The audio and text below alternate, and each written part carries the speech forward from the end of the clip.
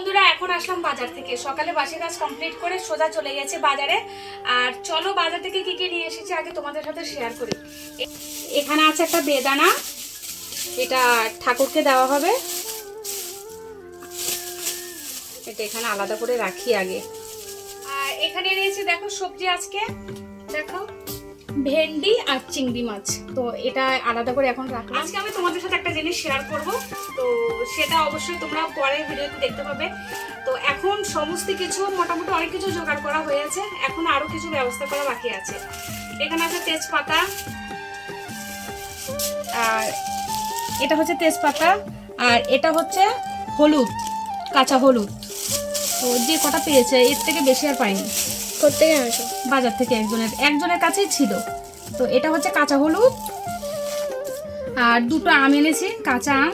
এটা এমনি এনেছো, এটা দিয়েও একটা জিনিস বানাবো, সেটা অবশ্যই শেয়ার করব। আর এখানে আছে থানকুনি পাতা, এখানে দেখো জবা ফুল, আমি এই কটাই পেয়েছি। একটা এটাও, এগুলো রেখে, এগুলো কালকে ফুটবে, ছোট হয়ে যাবে। তো এখানে হচ্ছে জবা ফুল, এই কটাই পেয়েছি, তবে আরো খুঁজবো। আর এখানে হচ্ছে লেবু পাতা, তারপরে এখানে হচ্ছে জবা ফুলের পাতা, তারপরে আরো আছে। চাইছি। এখানে আছে সাদা তিল, আগে এগুলো সবগুলো গুছিয়ে নি। তো চলো এগুলো গোছানো যাক। আর আজকে কি কি করবো সেটা তো অবশ্যই তোমাদের সাথে শেয়ার করবো। আর আশা করছি আজকের ব্লগটা তোমাদের অনেক ভালো লাগবে। তো চলো ব্লগটা দেখতে থাকো। তো বন্ধুরা, আমার ব্লগ চ্যানেলের পক্ষ থেকে জানে অনেক অনেক ভালোবাসা সবাইকে। আশা করছি সবাই ভালো আছো, সুস্থ আছো। নতুন আরেকটি ব্লগে সবাইকে নিয়ে শুরু করলাম আজকের দিনটি। তো তোমরা তো একটু আগে দেখলেই বাজার থেকে চিংড়ি মাছ আর ভেন্ডি নিয়ে এসেছি, সেটা তোমাদেরকে দেখিয়েছিলাম। তো এখন চিংড়ি মাছগুলোকে ভালো করে কেটে ধুয়ে পরিষ্কার করে নিলাম। আর এখানে দেখো ভেন্ডিগুলো কেটে নেব। আজকে রান্না করব ভেন্ডি দিয়ে চিংড়ি মাছ।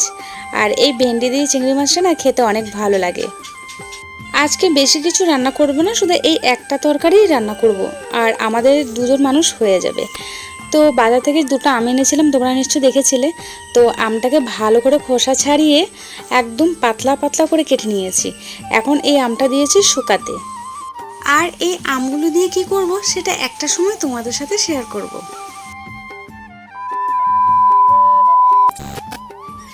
তো বন্ধুরা আজকে বানাবো আনারস মাখা।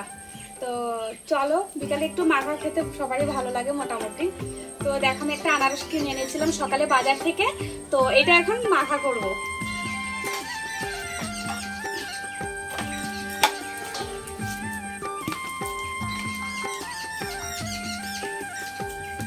ভিডিও করতে করতে বাইরে চলে এসেছি।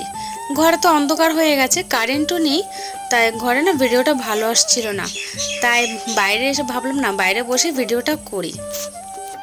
এই বছর কিন্তু একটাও আনারস খাওয়া হয়নি, তাই সকালে যখন বাজারে গেছি একটা আনারস কিনে নিয়ে আসলাম। আনারসটা খেতে ভাল লাগে, কিন্তু আনারসটা না একদম টক। আর তার থেকে বড় কথা হচ্ছে আনারস খাওয়ার পরে না পুরো জিভটা, মানে জিভের ছালটা উঠে যায়। পরে যখন ভাত খায় তখন খুব জ্বালা পোড়া করে। তো ওই জন্য না আর আনারসটা ভাবলাম যে না মাখা করেই খাই। তাই একটু টকটকও ছিল, আনারসটা যেহেতু কাঁচা ছিল দেখতেই পেরেছো। তো সেজন্য একটু বিট নুন, তার সাথে একটু চিলি ফ্লেক্স দিয়ে, আর লেবুটা ছিল না তাহলে একটু হালকা লেবুর রস দিতাম। তো এইটুকু দিয়ে আনারসটা মাখা করলাম। বন্ধুরা দেখো আনারস মাখা বানিয়ে ফেলেছি, এখন খাবো, খেয়ে দেখি কেমন হয়েছে।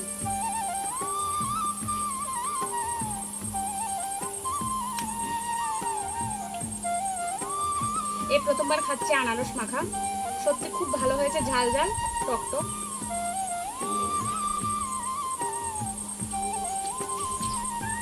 বিকেলবেলা আনারস খাওয়ার পরে আর কোনো ভিডিওই করিনি, কারণ কোনো রকমে বিকেলের কাজগুলো করে ঘরটা ঝাঁটা দিয়ে বাইরে থেকে জামা কাপড়গুলো এনে গুছিয়ে রেখে সোজা চলে গেছিলাম এই জিনিসগুলো ব্যবস্থা করতে।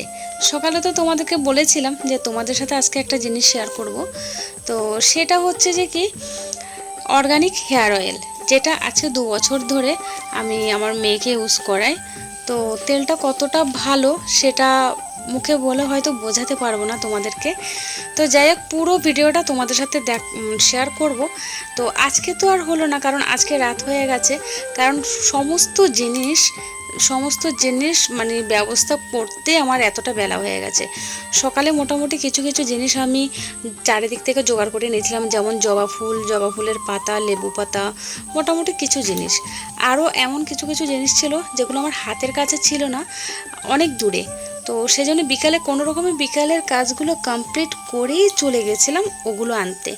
আর এগুলো তো আমাদের বাড়ি থেকে অনেক দূরে, তো সেজন্য বিকালে সাইকেল নিয়ে চলে গেছিলাম। তো এই তেলটা কিভাবে বানাতে হয় তোমরা ইউটিউবে অনেক ভিডিও পেয়ে যাবে এটার। তো আমি পার্সোনালি ইউজ করছি 2 বছর, তো সেটাও তোমাদের সাথে শেয়ার করব কালকের ভিডিওতে, যেহেতু আজকের ভিডিওটা অলরেডি বড় হয়ে গেছে আর আজকে তোমাদের সাথে পুরোটা শেয়ার করতে পারলাম না, রাত হয়ে গেছে। তো এখন আমি আর মনা দুজনে বসে বসে সমস্ত কিছু যা যা আছে মোটামুটি এখন গুছিয়ে গাছিয়ে রেখে দেবো, কালকে যেন তাড়াতাড়ি তেলটা বানিয়ে তোমাদের সাথে শেয়ার করতে পারি। একটু আগে বললাম না তোমাদেরকে যে বিকেলবেলা কোনো রকমের বিকেলের কাজগুলো করে বেরিয়েছিলাম, তো মানে জিনিসগুলো জোগাড় করার জন্য। তো আসার সময় দোকান থেকে একটা পাউরুটি আর 2টো ডিম নিয়ে এসেছি। তো এই জিনিসটা আমরা কিন্তু মাঝে মধ্যেই খেয়ে থাকি, আর এটা বানাতে খুবই সহজ, আর মানে বলতে গেলে খেতেও অনেকটা টেস্টি। তো আমি প্রথমে একটু বাটার দিয়ে পাউরুটিগুলোকে হালকা করে ভেজে নিলাম, একদম হালকা, মানে বাটারটাও খুব কমই দিয়েছে, তোমরা নিশ্চয়ই দেখতে পাচ্ছ। তো হালকা বাটার দিয়ে প্রথমে ব্রেডগুলোকে ভেজে নেব। এখন আমি হালকা করে লবণ দিয়ে 2টো ডিম ভেজে নেব।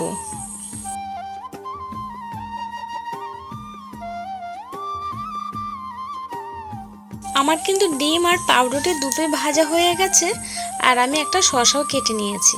এবার দেখো একটা বাটিতে কিছুটা পরিমাণে মেয়োনিজ আর কিছুটা পরিমাণে সস নিয়ে দুটো একসাথে মিক্স করে এখন অল্প অল্প করে সবকটা পাউরুটিতে মেয়োনিজ আর সসটা লাগিয়ে নেব।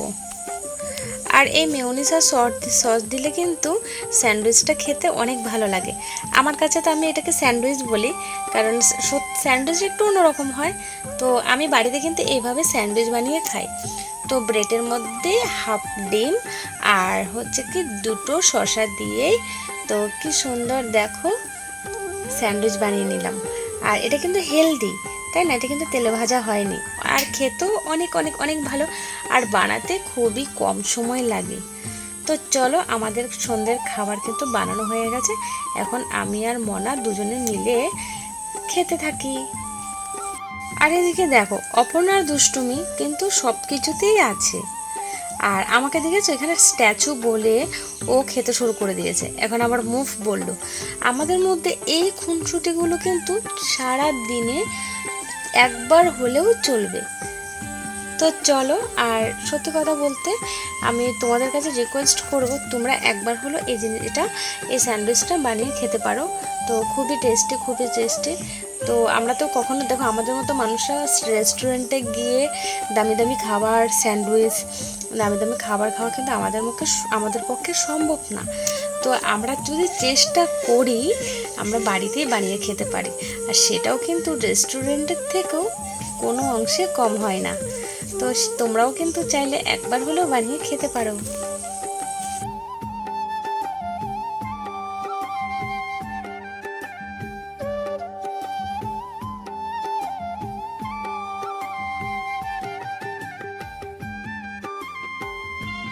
তো যাই হোক, অনেকক্ষণ মা আর মেয়ে দুষ্টুমি করার পরে আজকে চলে আসলাম রাতের বেলা রান্না করতে। কেন বলো তো, দুপুরবেলাতে চিংড়ি মাছ দিয়ে ভেন্ডি দিয়ে রান্না করেছিলাম, কিন্তু সেটা না বিড়ালে মানে দুপুরে খাওয়ার পরে যেটুকু ছিল বিড়ালে মুখ দিয়ে দিয়েছে, মানে ঢাকনাটা ফেলে দিয়েছে। ওই জন্য তরকারিটা এখন আর খাবো না, তাই রাত্রে একটু আলু দিয়ে পনির রান্না করব। তাই এদিকে দেখো প্রথমে আমি আলুটা ভেজে নিয়েছি, আর এখন মশলাটা দেওয়ার সময় বাটিটা আমার হাত থেকে পড়ে গেছে, ভাগ্যিস নিচে না পড়ে মানে আলুর উপরে পড়েছে। তো যাই হোক, দেখো মশলাটা আমার কষানো হয়ে গেছে, এখন আমি কিছুটা আলু ভেঙে দেবো, দেখে সেদ্ধ হয়েছে নাকি। তো আলুটা আমার একদম সেদ্ধ হয়ে গেছে, এখন হালকা করে জল দিয়ে একটু নাড়াচাড়া করে ঢেকে দেব। আর হ্যাঁ, এর মধ্যে কিন্তু পনিরগুলো দিয়ে দেবো। আর আমি কিন্তু এর আগে পনির রান্না করেছি ভাজা করে, আজকে আমি পনিরটা ভাজিনি, পনিরটা আমি এভাবে দিয়ে দিয়েছি। আজকে অলরেডি অনেক লেট হয়ে গেছে, প্রায় 10টা বাজে। তো রান্নাটা করতে করতে একটু লেট হয়ে গেল, আর মনা পড়া থেকে উঠেই নাচ প্র্যাকটিস করছিল, তাই ভাবলাম না একটু পরে খাই। তা চলো খাওয়া দাওয়াটা কমপ্লিট করে নিই। খাওয়া দাওয়া কমপ্লিট করে মনা এই যে শুয়ে পড়লো। তো চলো, অনেক রাত হয়ে গেছে, আজকে আর ব্লগটা বড় করলাম না, অলরেডি অনেক বড় হয়ে গেছে। তো ব্লগটা কেমন হয়েছে অবশ্যই তোমরা কমেন্টে জানিও। আর আমার ব্লগটা যারা যারা দেখেছো তাদেরকে অসংখ্য ধন্যবাদ আমার পাশে থাকার জন্য, আমার সাথে থাকার জন্য, আর আমাকে সাপোর্ট করার জন্য। তো চলো, দেখা হবে নতুন কোনো ব্লগে। ততক্ষণের জন্য সবাই সুস্থ থেকো, ভালো থেকো, সকলকে গুড নাইট। বাবা গুড নাইট বলে দাও। সবাইকে গুড নাইট, বাই।